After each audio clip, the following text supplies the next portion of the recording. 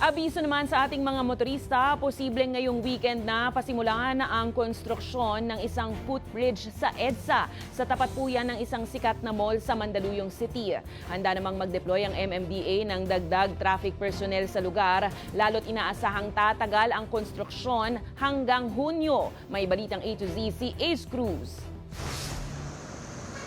Atrasado nakaschedule nitong Huwebes ng gabi na paggawa sana ng footbridge sa tapat ng isang mall sa Mandaluyong City na magdurugtong sa Ortigas Station ng EDSA Bus Carousel. Ayon sa MMDA Traffic Engineering Division, partnership program ito ng mall at Department of Transportation o DOTR, pero pamunuan ng mall ang gagastos sa konstruksyon ng tulay. As of today, wala kaming nakitang movement. So baka nadidelay lang or nag-aayos lang sila ng gamit. Nakaantabay naman ang MMDA sa pagmamando ng trapiko na posibleng idulot ng konstruksyon, lalo tinasahang tatagal ang pagkukumpuni hanggang Hunyo. Baka within this weekend sila mag-start. And in preparation siguro to para kasi 'di ba may EDSA rehabilitation project. So we wrote a letter to the OTR secretary and the secretary of DPWH and informed them na may mga napipintong mga proyekto pa. Welcome naman ito sa ilang commuter dahil oras na magawa ang tulay ay hindi na nila kailangan tumawid pa sa MRT footbridge. Kasi mataas ang akyatin. Kaya mas maganda kung may tulay para diretso lang. Kagaya sa amin may mga edad na siyempre permis na mahihingali na, di ba? Along the way, titingnan natin kung ano dapat adjustment natin on a daily basis.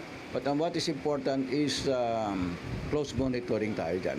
Samantala, muli namang nagkasanang clearing operations ang MMDA Strike Force sa bahagi ng Teresa Street at Anona Street sa Santa Mesa, Maynila. Unang tumambal sa Strike Force ang e-bike ng barangay na nakapark sa gilid ng kalsada, pati ang mga illegally park at unattended na mga motorsiklo kahit isa-isa itong pinaghahatak. Sinita rin ang motoristang ito na hindi suot na kanyang angkas ang helmet. Kasi hindi ko alam na tinanggal kasi malilit na po sa school. Yun lang po sir, humingi lang po ako ng pasensya po. Hindi ko talaga papatanggal ang helmet sir kasi doon ko talaga sir. Pasensya po. So definitely once you go out of your house, it's a public road. Huwag nyo na po isipin yung batas, isipin nyo na lang po ang safety at kapakanan nyo. Tinibag din nila ang makeshift table ito ng isang tindahan. Paalis na sana ang MMDA Strike Force sa lugar nang makita ang isang waiting shed na pinamugaran na ng gamit ng ilan sa mga nakatira dito. Wala po kasi mga bahay namin eh. Sa ano po kami, malayo pa po yung bahay namin. Nandito may anak buhay eh. Hindi, ano po, samantala lang po kasi nag-aad pa po kami ng pera. Kasi simula pa lang po na asawa ko magtrabaho. Pero pagka nagkapera na? Mangungupahan po kami.